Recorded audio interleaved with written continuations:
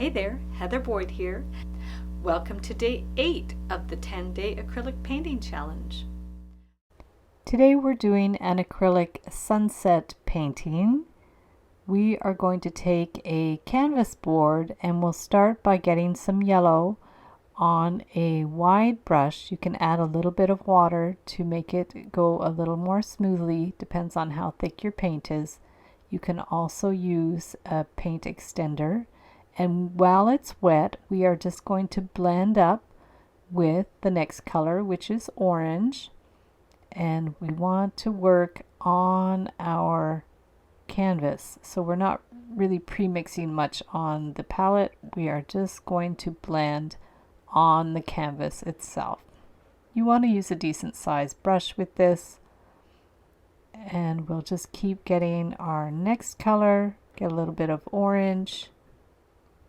And then we'll blend it above that first couple of rows. So just bring the paint over, and like I said, if it's a little thick, you can add a bit of water or a bit of extender. And we're going to blend the colors together on the canvas. You can get some yellow again to blend it. Just play around with it. And with acrylics, don't worry if you make any errors, because you can always paint on top. So now we're going a bit darker with some red. And we'll keep blending a bit of red above the orange, blending it as we go. You can also use your fingertip if you want to blend with your finger, whatever works best for you. These are some really beautiful bright colors. I love acrylics for that, the vibrancy of the colors. And blending that row of red. You might find some of your colors are more streaky than others, but you can go in with more paint after just to make it a little more bright. Now we're going to go in with our purple, blending it above the red with our brush, back and forth. Grab more paint as you need it. And then we're going to do the blue. So blend the blue above the purple. Add as much as you need. Get a little bit of water if you find it's too thick. And blend it in. I think this one's about a 5x7. You don't need to do very large pieces for this challenge. It's just getting the hang of blending the colors together. And then we have a lighter blue at the top. And go right to the edge. And blending as we go.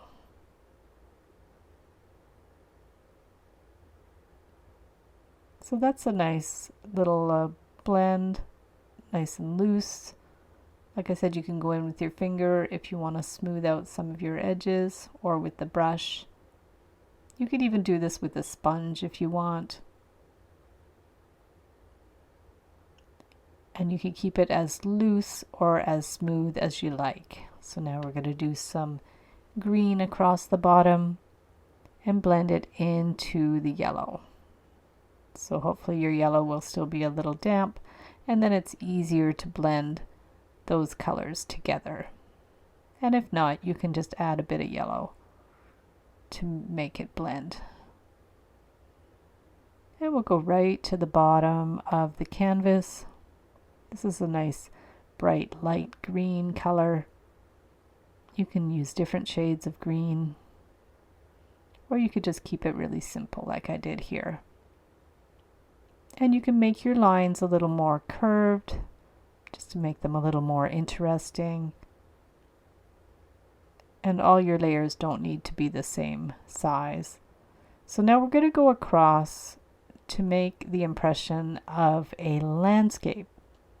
So I'm going in with some more watery, darker colors. You can use some burnt umber or some darker greens for this. Or you could go in with black to do a really high contrast, silhouette-y style landscape. And add a little bit of water so it's going to blend nicely. And we're just going to go right to the bottom of the canvas and just fill it right in. And then if you want some more detail, get a tiny brush and just give the impression of a little tree line in the back. So we're going with our same color of paint and just using our little brush and pushing it up and up and up, and it gives the impression of little trees on the mountains.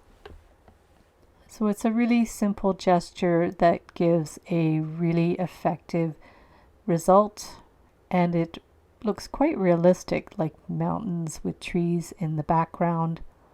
And it's more interesting than having a straight line across. It's great to have some fine brushes for work like this. You can get all kinds of great brushes at the art store, or you can order this type of brush on Amazon as well. And there's our finished landscape piece. And if you need to darken it up with little areas, just go in with a little more paint and you can darken up some of the areas just to make it look a little more cohesive and a little more finished. So here are the two samples I did. One's a little bit brighter, the other one's a little smoother. And if you like, you can paint some trees in the background for a really cool effect. I would love to see pictures of your creations. You can email photos to heatherboydwire@gmail.com, or you can join my private Facebook group, Heather Boyd Art. You can share photos of your creations from the 10-day acrylic painting challenge and any other of your mixed media artwork. So thanks so much for watching the video. Thank you to everybody who is participating in the 10-day acrylic painting challenge, and we'll see you the next time.